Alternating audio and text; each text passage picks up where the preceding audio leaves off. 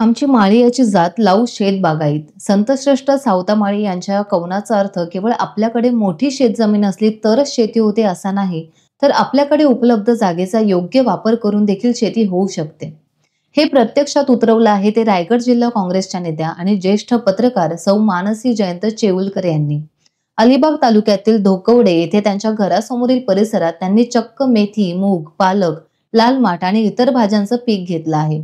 विशेष म्हणजे यासाठी त्यांनी गाडीचे टायर, ड्रम, ग्रोविक बॅग यांचा वापर केला आहे.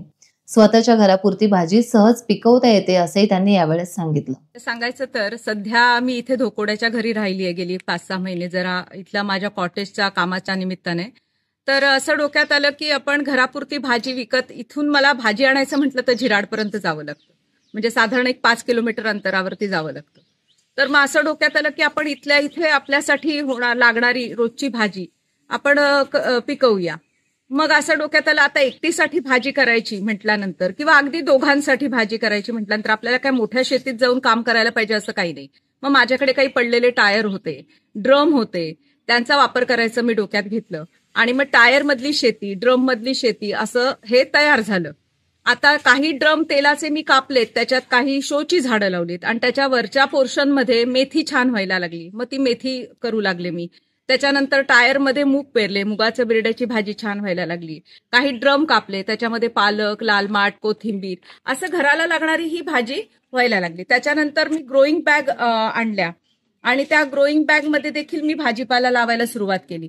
तर आता माझ्याकडे काही ठिकाणी दुधी लावलेलं आहे, काही ठिकाणी शिराळी लावलेली आहेत.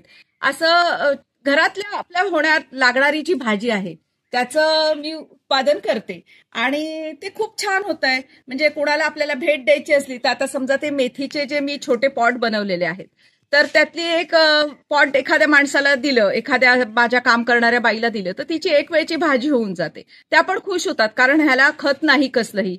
ही आपली अक्षरशः सेंद्रिय शेती ज्याला आपण म्हणतो तशी शेती आहे. अगदी शेणखतावरती आणि फक्त मातीवरती, ह्याला कसलंही बाकी आम्ही खत वापरत नाही. पण खूप मजा येते, वेळही जातो एक विरंगुळा म्हणून.